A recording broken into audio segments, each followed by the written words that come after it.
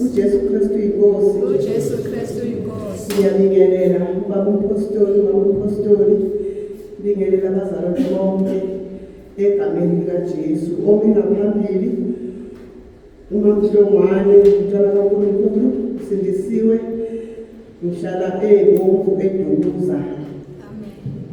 Ngiyamthanda kakhulu uJesu bangcwele. Ngiyambonga ke umfundisi uMashabalala. Ngabuza kuye ngizwa ukuthi ubaba umpostoli uzobe khona eBergville. Ngabuza ukuthi mina njengani ngoba sengikulesimo ngingakwazi yini ukubuza.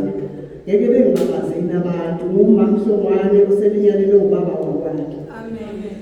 Wasesethi umfundisi Mashabalala, hayi angiyiboni inkinga kanti nangakhona ngakithi sengiyakhonza bazalwane bathi hayi semcimbini yobuhle ezweni la ungayikhona kodwa enkonzweni uyaya.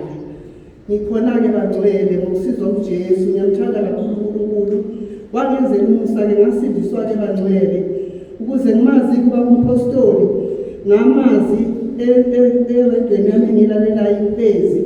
Ngase ngizwa ngelinye usuku ukuthi ukhonzise eMaswazini eMema kanti wayeyogcoba uMashabalala. Hayi ngifonele ngoba-ke basho ukuthi hayi impela umfundisi uzobe khona.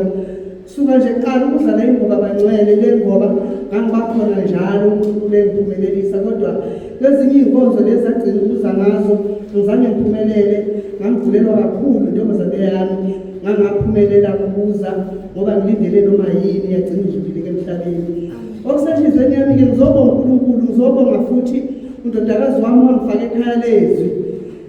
Bazalwane ngiyadla ekhaya lezwi, nale nkonzo ngizwile ekhaya lezwi baba umpostoli ekhuluma ngayo.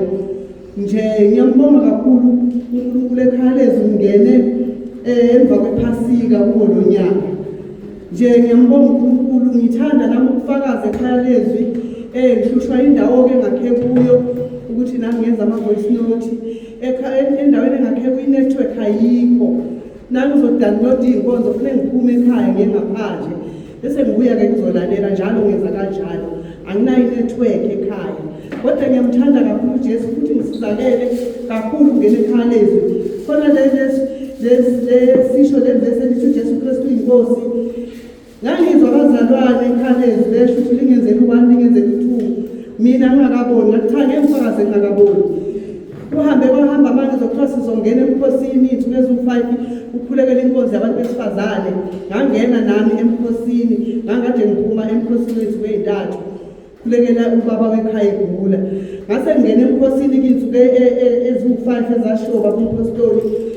Emva kosuku olulodwa ngosuku lwesibili la ngalibona leli gama lingisebenzela elithi uJesu Kristu inkosi. La ngisebenzela abangcwele leli gama ngiyaphupha phakathi ngoba ngixothanda ukulima-ke. Ngathi ngilimile nje kwami ngihleli ngibukela iy'tshalo, ilanga liyashisa bese kuqhamuka inyonga. Meyiza le nyoka isuka lapha ey'tshalweni zami ize kimi ngihleli nje ethunzini. Ngithi hawu nayo inyoka ize la ethunzini ivesi ngiqonje nje ngqo. Manje mina kimi kwangena kakhulu ukuthi igama likaJesu bese ngimangala ukuthi ngizothi bese ngithi hayi sengithi uJesu Kristu inkosi. Ngisho kabili okwesithathu ngithi uJesu Kristu inkosi, gqume le nyoka ibheke phezulu. Ngabe ngisayiphinde ngiyibone ukuthi ishonele. Ngibiza abantwana siyicinge hayi singaphinde sithole into ayithi inyoka ayicinge. Siyeke-ke ngiyeke-ke ngithi hawu bengiphaphana ekuseni ngithi mina hayibo kusho ukuthi leli gama nami seliyaqala liyangisebenzela elithi uJesu Kristu inkosi. Ngiyambonga uNkulunkulu ngekhaya lezwi. Ngiyafisa nje ukuhlala njalo ngugogo ongafundile. Ngiyengenza amaphutha njalo nge-emoji ngize sengikuzwa. Ngiyibuze yini lona lokho bangitshela abantwana. Hayi bangisusele ama-emoji. Manje ngiyambonga uNkulunkulu kancane kancane. Ngiyafisa nje futhi abanye abazalwane bangene ekhaya lezwi. Kuyasizakala kakhulu iy'nkonzo siyazithola usuku nosuku. Ubufakazi basekhaya lezwi kuyakhulisa kakhulu bangcwele. Kuningi nje engingafakaza ngabo. Ngizozama ukuthi ngithole indawo yokuthi ngenza ama-voice note ngifakaze nami ngikubonayo ngaleli gama elithi uJesu Kristu inkosi. Ngiyambonga uNkulunkulu, ngiyafisa ukuhlala nje uNkulunkulu ngimkhonze noma sengumama ongumfelokazi, kodwa lithi izwi lenkosi umfelokazi omuhle okhulekayo. Izwe lingusisayo kakhulu bangcwele, izwi lesambulo.